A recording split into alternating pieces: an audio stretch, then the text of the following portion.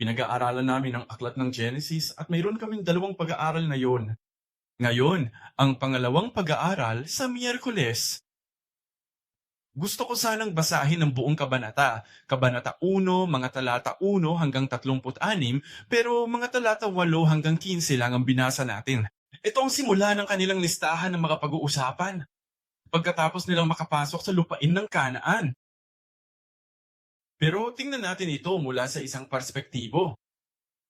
At gusto kong itanong sa'yo, naisip mo na ba ang iyong relasyon sa Diyos? Kung pag-uusapan ang papel ng Diyos sa iyong buhay, at ano ang papel mo sa relasyong iyan? Anong tungkulin ng Diyos at ano ang iyong tungkulin? Madalas, malabo na lang nating maisip na hindi naman talaga natin naiisip ang papel ko. Iniisip lang natin na ang papel ng Diyos ay bigyan ako ng magandang buhay, bigyan ako ng mga pagpapala, at tulungan ako kapag humihingi ako sa Kanya. At hindi mabuting Diyos kung ako ay mapapahamak o dumaranas ng mga kahirapan. Kaya ang tungkulin ng Diyos ay bigyan ako ng mabubuting bagay, tama ba? Eh? At kaya, at saka, kapag nagtatrabaho ka, lalo na kung ikaw ay nasa linya ng negosyo o nasa lipunan, nagtatrabaho sa isang kumpanya, gusto kong itanong sa'yo, maraming beses, hindi ko alam kung ano ang mas mahalaga sa'yo. Mas mahalaga ba ang paraan o ang resulta? Resulta? Mas marami ang resulta. Basta't ikaw, magkaroon ng resulta kung hanggat umuunlad ang iyong kumpanya, kumikita ka, hanggat sa huli, nasa plus ka, hindi nasa minus. Pero sa buhay mo, may isang bagay na talagang mahalaga sa'yo pagdating sa relasyon mo sa pamilya o sa buhay pag-ibig mo. Pareho lang ba yon? Mga resulta. O paano ka nakarating sa episode? Naranasan mo na bang sumakay sa kotse na iniisip ng driver na basta makarating ka sa Seoul o basta makarating ka sa destinasyon? Kung paano ka makakarating doon, ang mga paraan, ang daan na tatahakin mo, hindi mahalaga, basta't maihatid kita doon. Naranasan mo na bang sumakay ng kotse na ganun ang iniisip ng driver? Hindi ako yung tipo ng taong tumatawa ng malakas, ewan ko ba?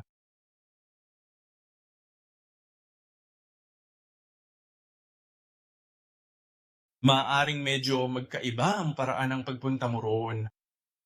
Maaring mas matagal pa. Baka mas magaspang pa. Sa madaling salita, sa sipi ngayon, sa Kabanatawan, balikan natin at basahin ang mga bersikulo 1 at 2. Ngayon ay nangyari ito pagkatapos ng pagkamatay ni Josue. Nalaman na natin ito nung nakaraang pagkakataon. Ngayon, narito na ang tunay na simula ng ating mahalagang pananakop at malinaw na ibinigay na ng ating Panginoong Diyos ang nakatakdang wakas para sa ating lahat. Hindi ba tama naman ito? Ito ay isang katotohanang dapat nating tanggapin ng may buong pananampalataya at pag-asa sa ating mga puso habang tayo ay nagpapatuloy sa ating misyon. Um, Gayon din sa ating buhay pananampalataya. Kung talagang naniniwala ka kay Jesus, sa huli, alam mo magtatagumpay ka. Sa huli, alam mo, makakarating ka rin sa langit. Ngunit ang proseso sa pagitan. Sinabi ni Jesus, ako ang Alpha at ang Omega. Ano ka ba? Ano ang papel mo? Sabi niya, gagampanan ko ang papel ng simula at ng wakas. Anong papel mo? Proseso. Ang proseso. Siyempre, siya rin ang proseso, pero may papel tayong kailangang gampanan. May mga taong nagsasabi, hindi, hindi, hindi, itinadhana na ng Diyos ang lahat ng bagay at siya ang gumagawa ng lahat ng gawain. Hindi. Tayo talaga ang mga taong may katawan, kamay, at paa, hindi ba? At may papel tayong kailangang gampanan doon. Hindi tayo magdedesisyon. Siya ang magdedesisyon. At napagdesisyonan niya, ibibigay ko sa iyo ang kamay na yan. At ibinigay ko ito sa iyong kamay at kinuha mo ito. Pero paano? Ginagawa ba ng mga Israelita ang gawaing ito at tinutupad ang kalooban ng Diyos? Ang Diyos ay nagbibigay sa atin ng isang tipan. Sinasabi sa atin ng Diyos kung ano ang magiging kalagayan nito sa huli. Ngunit, paano natutupad ang tipang iyon sa ating buhay? Kaya naman kadalasan, sa ating buhay pananampalataya, tinatanggal lang natin ang gitnang bahagi at tinatanong na lang natin, sa huli, tama ba iyon o mali? Maraming tao ang pumupunta sa akin, marahil hindi mula rito, para lang maging ligtas. Maraming taong lumalapit sa akin at nagtatanong, Pastor, tama ba na gawin ito o hindi? At iyon ang naglalagay sa akin sa isang napaka-awkward na sitwasyon. Naiinis ako kapag nasa mahirap na sitwasyon ako. Tama ba o dahil sa palagay ko ay naibigay ko na ang halimbawang ito dati? Tama ba o mali ang manigarizo? Dahil hindi sinasabi ng Biblia na huwag manigarilyo. Iniiwasan ko anumang konteksto sa buhay. O ikaw, ano bang dapat kong sabihin? Alam kong kapag sinabi kong mali, mapupunta ka rin sa impyerno tulad namin. Hindi ka na pupunta sa simbahan namin. Kaya kailangan kong sabihin, kadalasan, ang sinusubukan kong patunayan sa iyo rito ay madalas na humihingi tayo ng mga ideal na sagot. Nabubuhay tayo para sa isang ganap na sagot. Hayaan mong itanong ko ito sa'yo. Sa tingin ko, nasabi ko na ito dati. Kasalanan ba para sa isang boksingero o isang atleta? Isang napakalakas at malaking atleta na kumain ng 3 kilong karne. Kasalanan ba ito o hindi? Kasalanan ba para sa isang estudyante ang manood ng 3 pelikula sa isang gabi? Kasalanan ba ito para sa ang isang taong hindi Kristiyano ay uminom ng 2 bote ng vodka at mawalan ng malay at hindi nagising kinabukasan ng maaga? Kasalanan ba ito? Tama? Kahit ang mga Kristiyano ay ginagawa iyon, hindi ba? O kasalanan ba para sa mga hindi Kristiyano na gawin iyon? Ngayon, hayaan mong itanong ko ito sa'yo. Kung ang isang atleta, bago ang laban, nung gabi bago ang laro, ay kumain ng 3 kilong karne at madidiskwalipika dahil sa sobrang timbang niya. Parang buksingero, madidiskwalipika sa kasalanan ba yun o hindi?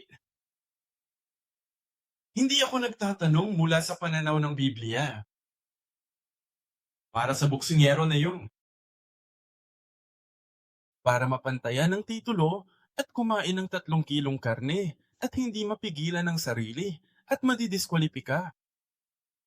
Para sa kanyang mga tagahanga at para sa kanya mismo, para sa kanyang karera, isang malaking pagkakamali iyon.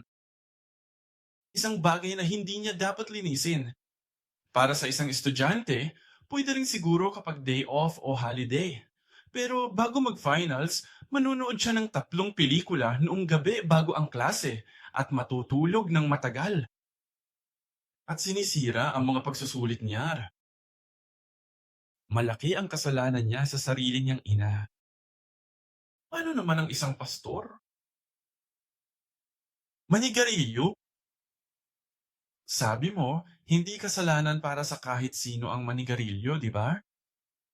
Ano kaya ang iisipin mo kung magsisimula akong manigarilyo? Hindi ito makasalanan. Hindi naman sinasabi ng Biblia na huwag manigarilyo, di ba? Paano kung ang isang pastor ay uminom ng 2 bote ng vodka noong gabi bago ang linggo at nawala ng malay at hindi na magising?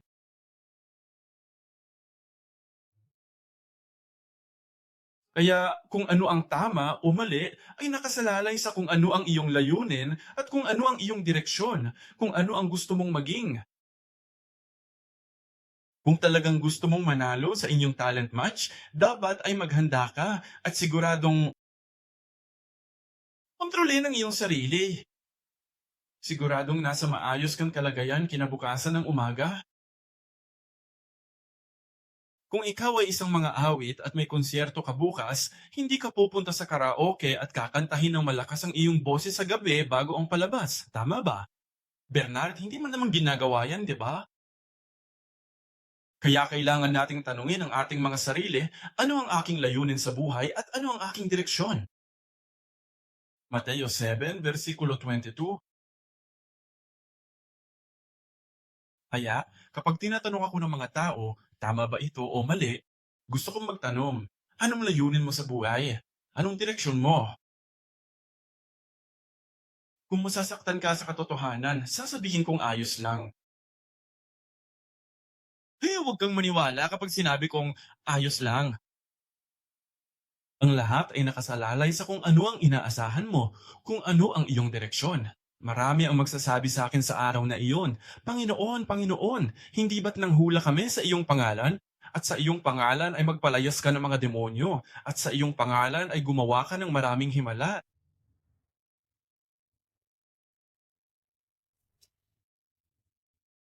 Ginagawa natin ang mga tamang bagay. Ginagawa namin ang kila Kristiyano. At ito ay kamangha-mangha. Nagpanaya sila ng mga demonyo sa pangalan ng Panginoon. Gumawa sila ng mga himahana. Ngunit anong sinasabi ni Jesus? Versikulo 23, at pagkatapos ay ipahahayag ko sa kanila, hindi kita kailanman kailangan. Lumayo kayo sa akin, kayong mga gumagawa ng kasamaan. Anong layunin nila sa paggawa ng lahat ng mga bagay na iyon? Pagpapalayas ng mga demonyo at ang paggawa ng mga himala ay isang bagay na ginagawa nila nang hindi nagbibigay ng kaluwalhatian sa Diyos. Magkaiba ang kanilang direksyon, ang kanilang layunin. Siguro, ginawa nila yun para sa sarili nilang karangyaan. Siguro, ginawa nila yun para magpasikat at magyabang. Kaya hindi ang mga resulta ang kanilang ipinapakita. Pinapakita nila ang mga resulta. Panginoon, nagpalayas ako ng demonyo at gumawa ng himala. Ngunit sinabi niya, mga suway kayo.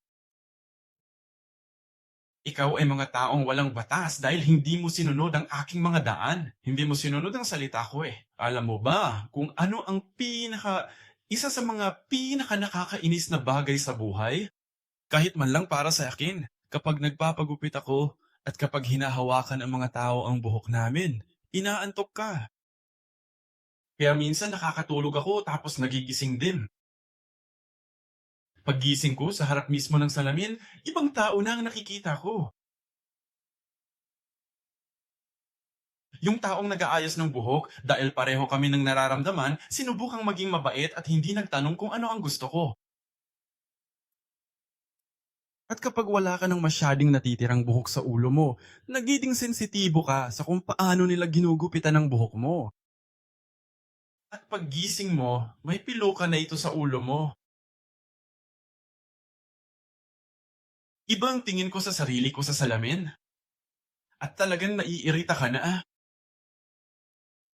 At ang pinakamasamang bahagay ay gusto pa rin nilang ikaw ang magbayad para dito.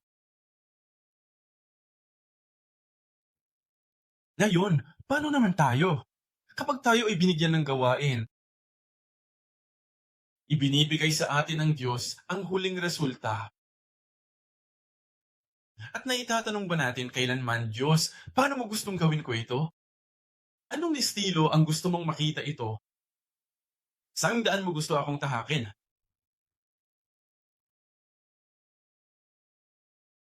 Ngunit noong panahon ng mga hukom at marahil katulad natin ngayon, napakaraming tao ang nag-iisip ng sa tingin nila ay tama. At sabi nila, Diyos ko, ngunit kumakapit pa rin kami sa iyo. Nung kami ay may mga problema, lumapit kami sa iyo, hindi sa ibang mga Diyos. Hindi nila binitawan ng Diyos. Naniwala sila sa Diyos. Ngunit ginawa nila ito ayon sa kanilang mga pamamaraan. Ngunit kapag may problema, lumalapit sila sa Diyos. Sabi nila, anong mali doon, Diyos ko? Hinanap kita. Kapag may problema, lumalapit ako sa iyo at nananalangin sa iyo. At iniisip nila. At marahil ngayon ay iniisip natin na iyan ang Diyos sa buhay at tahanan, tama ba? Dahil lumapit pa rin ako sa Diyos. Hindi talaga nagtanong mula pa sa simula, paano nga ba ito nais ng Diyos? Kabanata 1 to 2, sabi ng Panginoon, ang Huda ay aaon. Narito, ibinigay ko ang lupain sa kanyang kamay. Dito, ang Huda ay aaon. Ibinigay ko na ang lupain sa kanyang kamay. Ito ay nasa perpektong panahunan. Panahunang perpekto, ibig sabihin ay tapos na. Sa mata ng Diyos, tapos na. Tapos na. Perpekto ito, na kumpleto. Ngunit pagkatapos, sa mga talata 4 at 5, sinasabi nito, umahon ng Juda at ibinigay ng Panginoon ang mga Kananeo at ang mga Perese sa kanilang mga kamay at kanilang tinalo ang 10,000 lalaki sa ikalamang pagsalakay. Natagpuan namin ang Adobe Besek sa Besek at nilabanan namin sila at tinalo nila ang mga Kananeo at ang mga Peresew. Natalo nila ang mga ito, ngunit hindi ito nasa perpektong panahunan. Tinapos ito ng Diyos. Sabi ng Diyos, tapos na ito ng tuluyan. Talagang 100% talaga.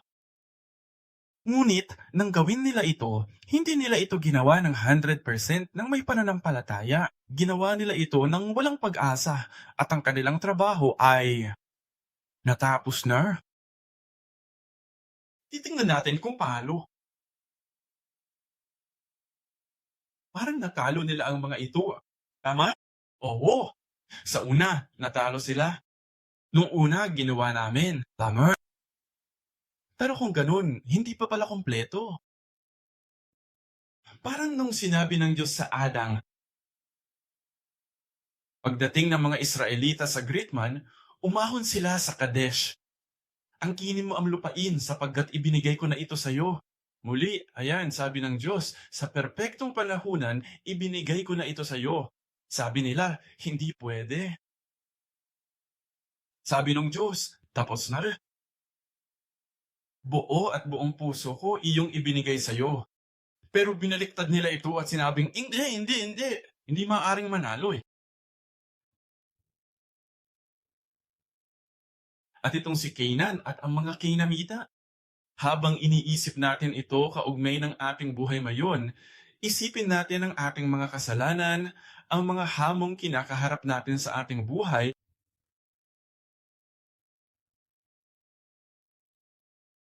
at ating paghambingin kung paano natin sinasakop ang lupaing ito ng Canaan, ang lupang ipinangako sa atin ng Diyos, ang mga pagpapalang ipinangako sa atin ng Diyos ngayon. At tinatanggap at ginagawa namin itong realidad. Ihambing natin yan sa kung paano iyong ginawang realidad ng mga Israelita. Kaya't magpatuloy tayo sa talata 16, 16 hanggang 21. Amakyat kami sa 15, pero 16 hanggang 21. Ang mga inapo ng Kinita na biyena ni Moises ay umahon mula sa lungsod ng mga puno ng palma kasama ang mga anak ni Juda patungo sa ilang ng Juda na nasa timog ng Iraq. At sila yumaon at nanirahan kasama ng mga tao. At ang Juda ay sumama kay Simeon na kanyang kapatid at kanyang sinaktan ang mga Kananeo na naninirahan sa Zafat at lubos na nilipol. Kaya't ang pangalan ng lungsod ay tinawag na Horma. Pagkatapos, sinakop ng Juda ang Gaza kasama ang teritoryo nito, at ang Ascalon kasama ang teritoryo nito, at ang Akron kasama ang teritoryo nito. Ngayon, ang Panginoon ay sumasa Juda at kanilang sinakop ang burol. Ngunit hindi nila napalayas ang mga naninirahan sa lambak sapagkat sila ay may mga karweheng bakal. Parang tuluyan na nilang winasak ang mga ito at nagpatuloy sila. Pero sinasabi nitong winasak na nila sila. Nanalo sila. Pero ang totoo ay hindi nila napalayas ang mga naninirahan. Bakit? Dahil mayroon silang mga karwaheng bakal. Magandang dahilan ba yon? Kapag hindi natin matapos ang gawaing ibinibigay sa atin ng Diyos, o kapag hindi natin talaga mapagtagumpayan ang ating mga kasalanan, lagi tayong may maliit at walang kabuluhang dahilan. Mayroon silang mga karuwahing bakal. Ibig kong sabihin, sa ngayon, hindi mo pa ba nahahanap? Nakakamangha kung paanong nung pumasok ang 10 espiya, sabi nila, napakalalaking tao nila. Para tayong mga tipaklong kung ikukumpara sa kanila. Pero nang pumasok na talaga sila, sinisira nila lahat ng mga yan, di ba? Kaya sino ang sinungaling? Pumasok talaga sinhala. Pare-pareho lang ang mga tao roon. Dahil ba sa ikalawang henerasyon ng mga Israelita, bigla na lang silang lumaki? Magkaiba ba ang mga gene? Hindi. Nang pumasok sila bilang pagsunod sa Diyos at nangako ang Diyos, hinayaan nilang lipunin nila ang mga higanteng iyon. Yung mga malalaking tao. At bigla na lang, sila ay nawasak, lubos na nawasak. At bigla na lang, dahil mayroon silang mga tarweheng bakal. Nagpapatuloy ito sa talata 20. Pagkatapos ay ibinigay nila ang daang iyon kay Caleb, gaya ng ipinangako ni Moises.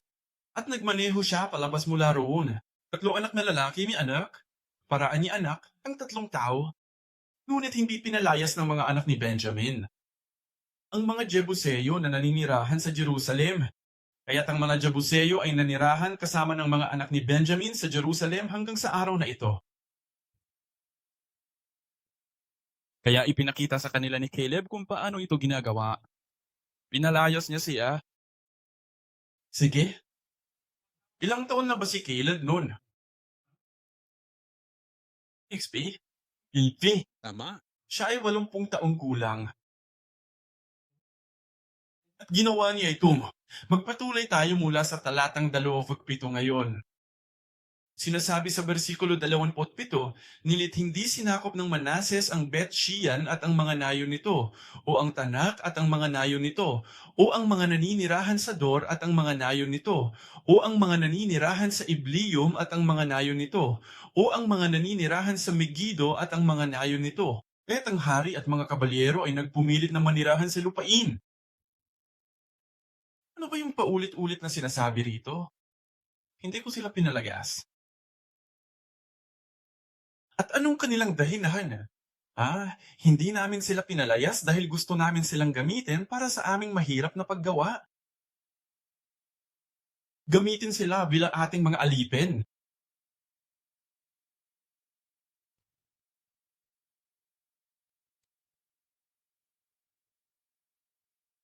Minsan, hindi madaling panatilihin ang ating pananampalataya. Kailangan ng pagsisikap, kailangan ng paghihirap, kailangan ng trabaho.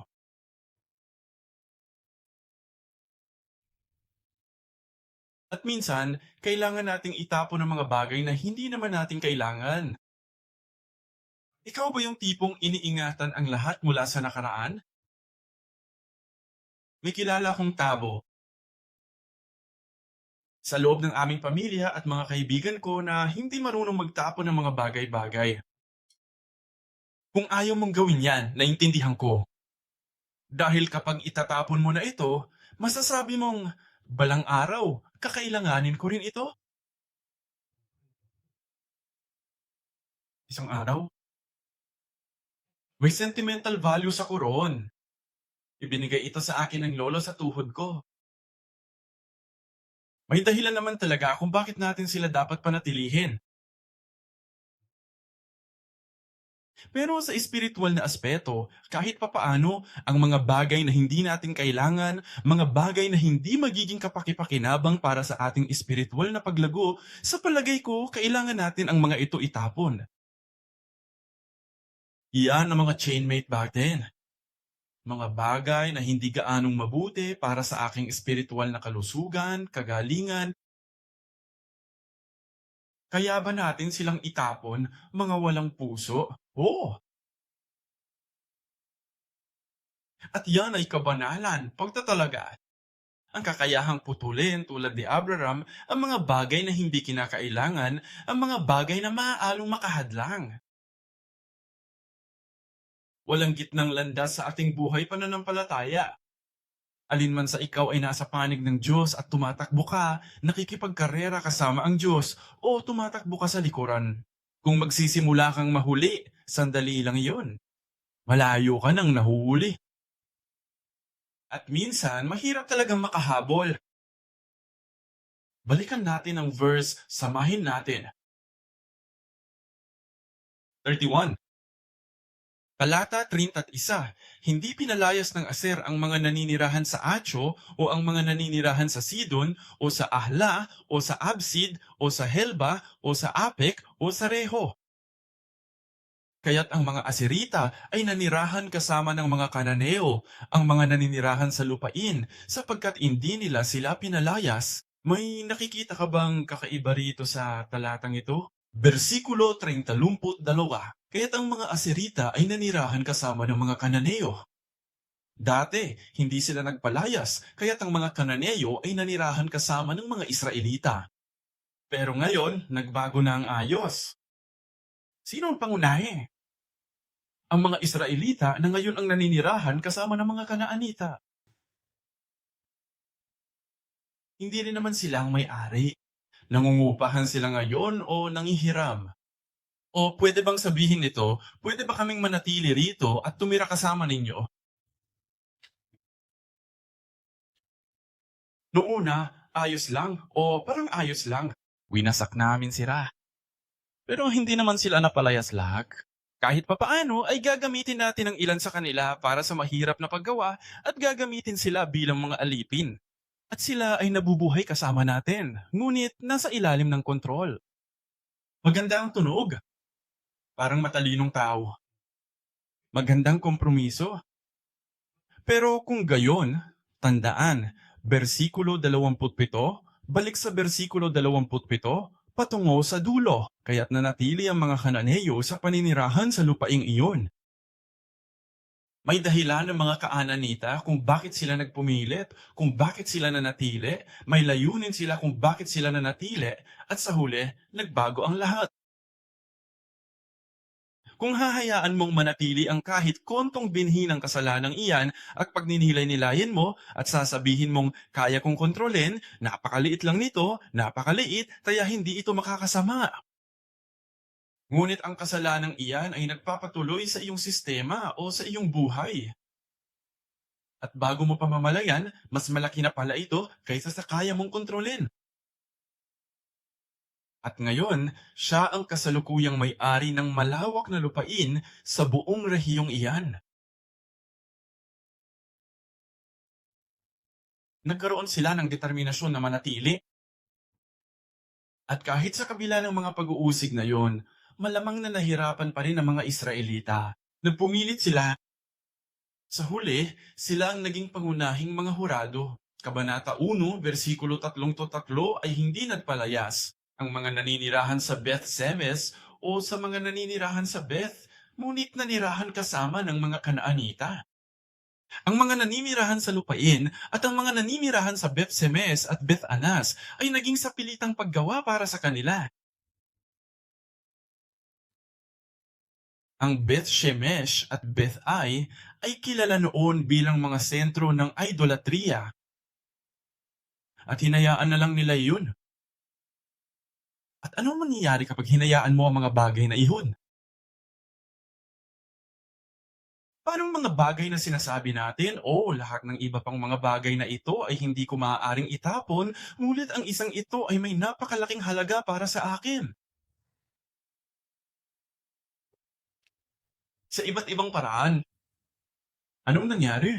Talata 34, nang magkagayoy, pinilit ng mga Amoreyo ang mga anak ni Dan sa lupaing maburol, sapagkat hindi nila pinayagang bumaba sila sa lambak.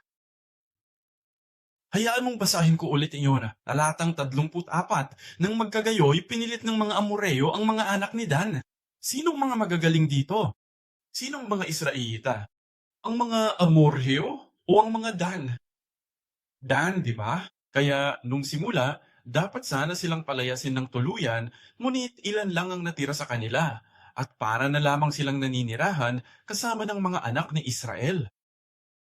Nagbago ang lahat nang manirahan ang mga Israelita sa piling ng mga Kananeyo. Pinigil ng mga Amoreyo ang mga anak ni Dan sa maburol na lupain at itinabay sila na nagsasabing, huwag kayong papasok sa aming lupain.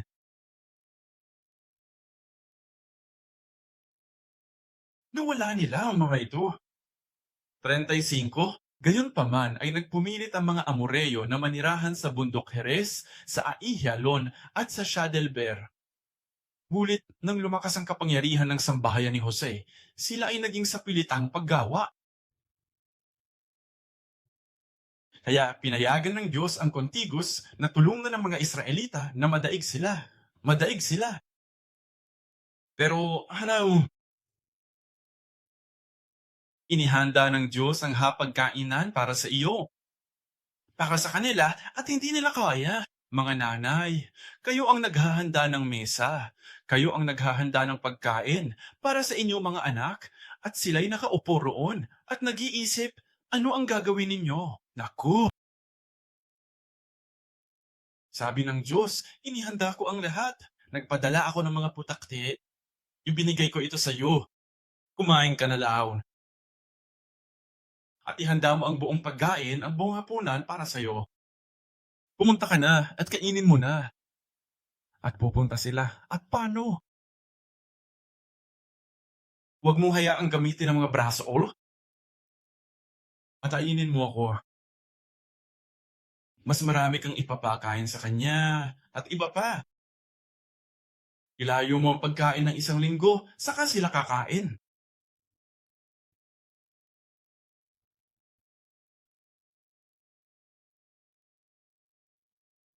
Ngayon, ikumpara natin yan sa buhay natin. Naniniwala ka ba na binigyan tayo ng Diyos ng tagumpay laban sa ating mga kasalanan? Amen?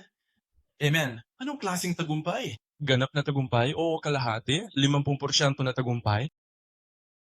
70%? Sa pagitan, marahil 87, siyam na po. Ganap na tagumpay? Kailangan pa ba nating makamit ang ganap na tagumpay? Madalas, kapag nagkakasakit tayo nitong mga nakaraang araw, pakiramdam ko ay may kung ano at may kung ano talaga. At baka maiugnay mo rin. Kapag medyo lumala ang sakit natin kaysa dati, karaniwang trangkaso, may isip mong, may sakit ba ako sa katawan? May tumor ba ako? Mayroon ba akong isang bagay? May virus ba ako? Magkakaroon sila ng Ebola. Kaya nagmamadali kaming pumunta sa mga doktor at nagpatingin sa doktor. Ayaw natin ng kahit anong maliliit na bagay na ito sa loob ng ating sistema, di ba? At kung may makita tayong anumang bagay sa loob, mapaminsala man o hindi, gusto nating bilisan at itapon ito. Salamat! Sige, kailangan nating maghintay ng 6 na buwan at tingnan natin. Bakit pa ako maghihintay ng 6 na buwan? Sa loob ng 6 na buwan, alam mo, kinatatakutan mo. Pero pagkatapos ay sasabihin sa atin ng Diyos, uy, meron kang isang bagay sa iyong kaluluwa, sa iyong espiritu, espiritual na buhay. May bumababagag sa iyo na magdudulot sa iyo ng matinding pinsala sa hinaharap. Ayos lang. Hindi ko nakikita. Sa tingin ko, huwag kang mag-alala, huwag kang mag-alala. May kontrol ako rito.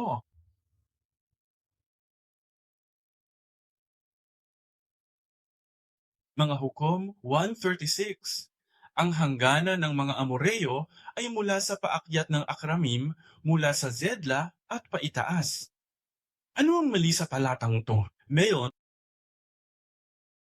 balikan natin ang bersikulo Siyam, Kabanata 1, bersikulo Siyam. Sinasabi nito na pagkatapos nito, ang mga anak ni Juda ay bumaba upang lumaban sa mga Kananeo na naninirahan sa maburol na lupain at sa Negeb at sa mababang lupain.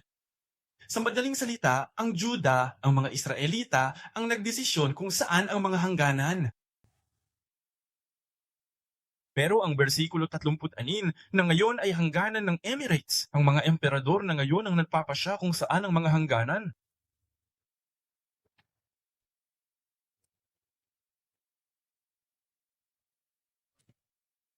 Bumaliktad na ang lahat, Molul.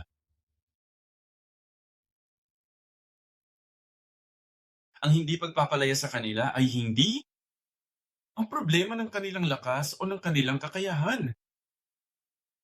Ito ay isang problema ng kanilang pananampalataya. Problema yun ng mga gawa, hindi ng mga pangyayari. May problema ito sa puso.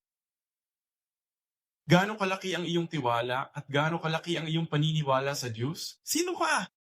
Para kanino ninyo pinalalayas o pinalalayas ang mga Kananeyo? Sabi nila, hindi, mas maginhawa para sa amin na makasama ka.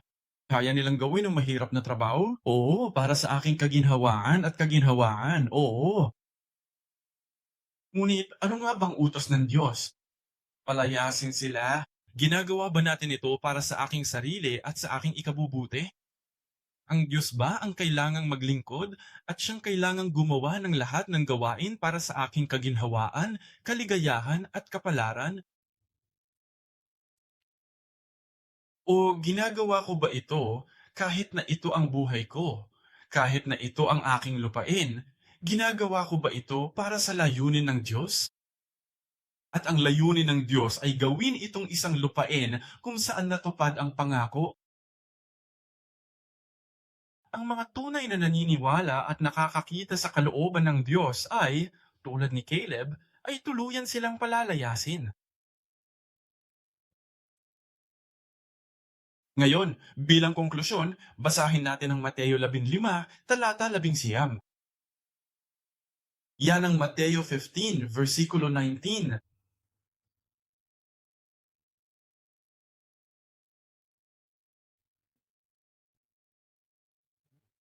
Sapagkat sa puso nanggagaling ang masasamang pag-iisip, mga pagpatay, mga pangangalunya, mga pakikiapid, mga pagpatay, mga pagsaksi sa kasinungalingan, mga paninirang puri. Ito ang mga bagay na nagpaparumi sa tao. Ngunit ang kumain ng hindi naghuhugas ng kamay ay hindi nagpaparumi sa tao. Ito ang mga marahil ay nagkataon lamang, o marahil ay may sinasabi sa atin ng Diyos, 7 bagay sa ating mga puso. Tulad ng 7 tribo ng Kanaan, kailangan nating palayasin ang mga ito. At sinasabi natin na ang mga ito ay matinding kasalanan, ngunit kung gayon, lahat tayo ay mayroong kung anong uri ng bini ng mga kasalanang ito sa ating kalooban. Pagsisinungaling, pangangalunya, pakikiapid, pagpatay, masasamang kaisipan.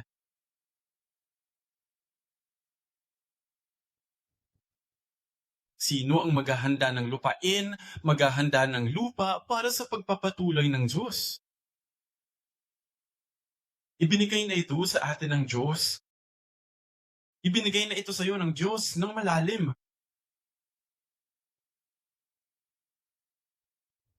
Kung gayon, kailangan nating, sige, at lumaban ka sa ating daan. Siyempre, ang Diyos ay nakikipaglaban sa pamamagitan natin at kasama natin. Ibinigay na ito sa atin ng Diyos. Kaya sa oras na ito, nais kong lahat ay manalangin o kaya iipikit lamang ang inyong mga mata at isipin kung ano ang aking kinakalaban. Ang Kenanita na ito na kailangan ko ng palayasin. Ito ba ang aking pagdududa? Ang sama ba ng ugali ko? Ang sama ba ng loob ko? Ito ba ay ang aking kawalan ng paniniwala? At maniwala tayo na sinabi na sa atin ng Diyos, ibinigay ko na ito sa iyo, sa iyong mga kamay. Tatanggapin mo ito at malalampasan mo to.